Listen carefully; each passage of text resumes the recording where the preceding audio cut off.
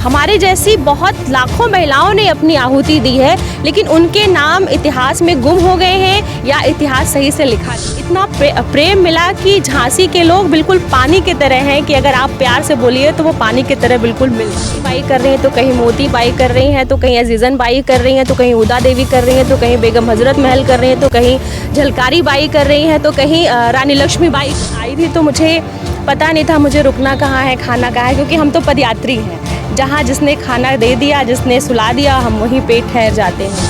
हमारा भारत अपनी सांस्कृतिक विरासतों के लिए पूरे देश में विख्यात है। हमारे देश में समय समय पर जन्मे संतों, गुरुओं, महापुरुषों को हमारा देश बड़े ही सम्मान के नज़रिए से देखता है।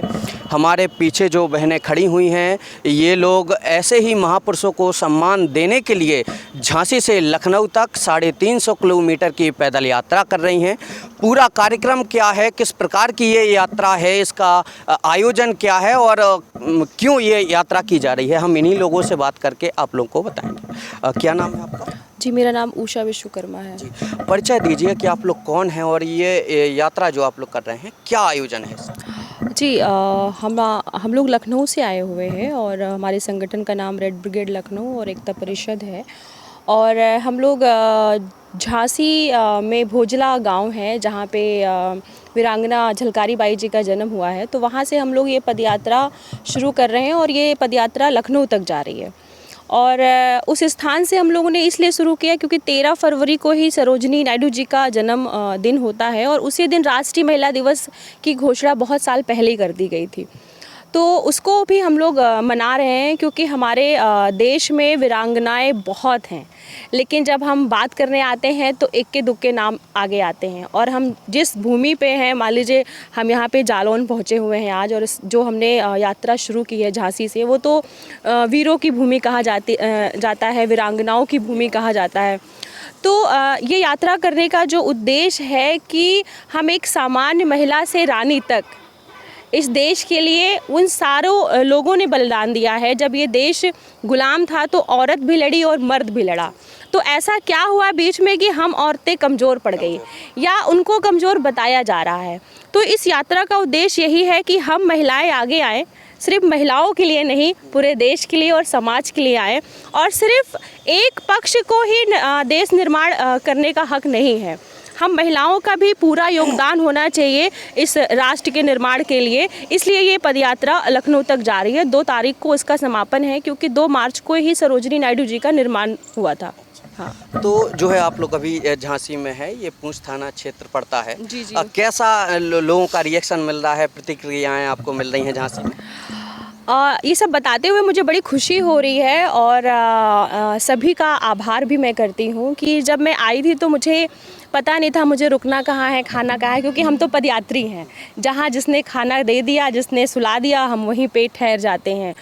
और हमें तो अंदाज़ा भी नहीं था कि झांसी में इतना सम्मान मिला। और कहा जाता है कि वीरों की भूमि है, वहाँ पे सबके जो एक अपने अलग तेवर होते हैं, लेकिन ठीक है, जो गलत करेगा उसके साथ वो तेवर तो ज़रूरी है।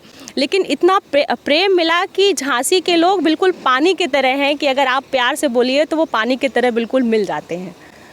अच्छा, तो आप लोग जो है यहाँ आए हैं, 350 किलोमीटर की दूरी कम नहीं होती है, बड़ी दूरी है तो बड़ी कठिनाइयाँ भी हैं।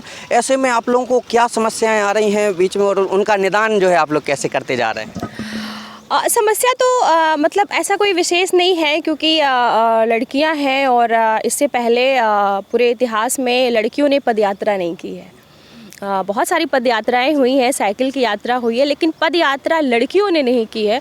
इसमें जो सबसे दिक्कत जो आ रही है वो दूरी है 15 किलोमीटर 17 किलोमीटर चलने की, वो हमने इससे पहले नहीं चला है और वो थोड़ा सा पैर तो दर्द होता है, लेकिन सबका अनुभव और आनंद बहुत आ रहा है, बहुत कुछ सीखने को मिल रहा है। अच्छा, तो क्या आप लोगों को ऐसा लगता है कि जो 1857 के समय से अब तक जो महापुरुष हुए हैं, उनमें जो पुरुष महापुरुष हुए हैं उन लोगों को ज़्यादा सम्मान मिला है, बजाय उनके जो महिला उनको उस प्रकार से सम्मान नहीं मिल पाया जिस प्रकार से आम जनमानस के बीच में मिलना चाहिए? जी बिल्कुल।